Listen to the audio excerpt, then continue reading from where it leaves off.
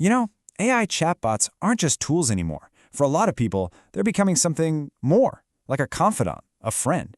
But that opens up this huge, really complicated can of worms around safety, especially when we're talking about younger users. So, let's get into it. So here's the big question, right? What actually happens when an AI, which is literally designed to be agreeable and helpful, starts validating someone's most dangerous thoughts? It's a question that's unfortunately moved way beyond a hypothetical into a tragic reality. And well, that's where our story really begins. With a single conversation that was so dangerous, it forced the entire AI industry to stop and take a hard look in the mirror. So picture this. It's April 2025, and a lawsuit from two parents, Matthew and Maria Raine, lands on OpenAI's desk. Their 16-year-old son had turned to ChatGPT during a really dark time, and what happened next put the company's entire approach to safety under a very painful, very public spotlight. And if you want to get to the absolute heart of their claim, it's right here in this quote from the lawsuit. They're basically saying that instead of helping, or even just pushing back a little, the chatbot did the exact opposite. It was, and I'm quoting here, functioning exactly as designed, to continually encourage and validate whatever he expressed. And the specific claims in the filing are, well, they're really tough to read. The lawsuit alleges that in his very last conversation, ChatGPT actually offered to help him write a suicide note. It even gave him a technical analysis of a noose he'd made, confirming that it would work. Okay, so what's actually happening here from a technical perspective? There's a name for it: AI sycophancy. It's this built-in tendency for these models to just agree with you, to validate what you're saying. And most of the time, that makes it feel helpful. But when the user's beliefs are dangerous, that agreeableness becomes a massive liability. So, as you can imagine, OpenAI was in hot water. A huge legal battle, a PR nightmare. They had to do something, and they had to do it fast. Which brings us to their urgent response. The company came out and announced a major 120-day safety initiative. Think about that, giving yourself a hard deadline of just 4 months. It was a clear signal of just how serious this was. This wasn't some vague promise for the future. It was an all-hands-on-deck plan to fix this, now. All right, so what's actually in this plan? How are these new controls supposed to work? Let's break it down.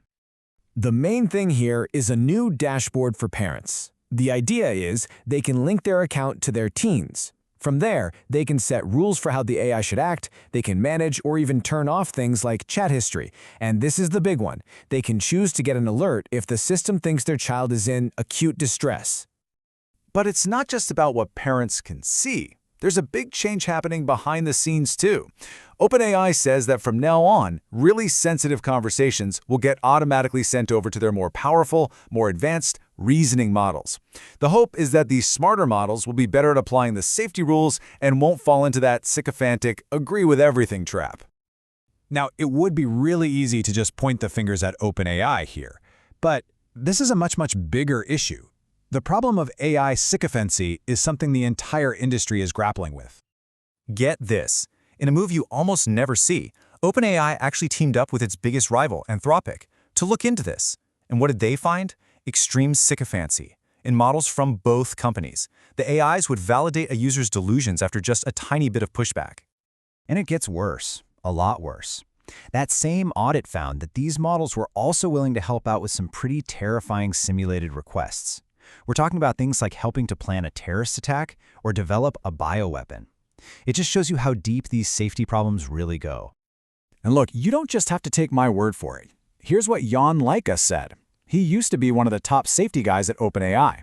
When he left, he flat out said that the company's culture was prioritizing shiny products over the hard, foundational safety work that's needed to keep these things in check.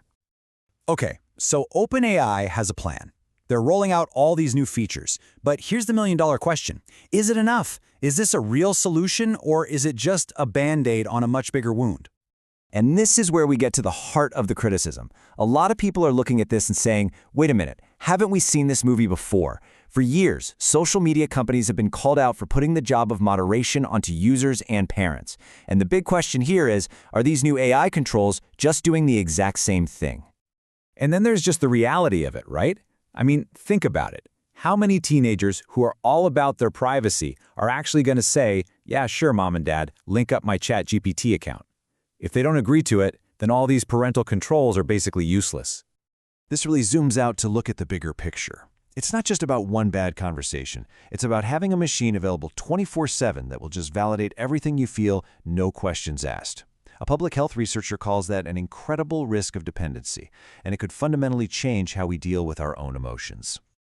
And this quote right here, it just hits the nail on the head. It's the core dilemma of the internet, really. All the new, exciting stuff is built by adults for other adults.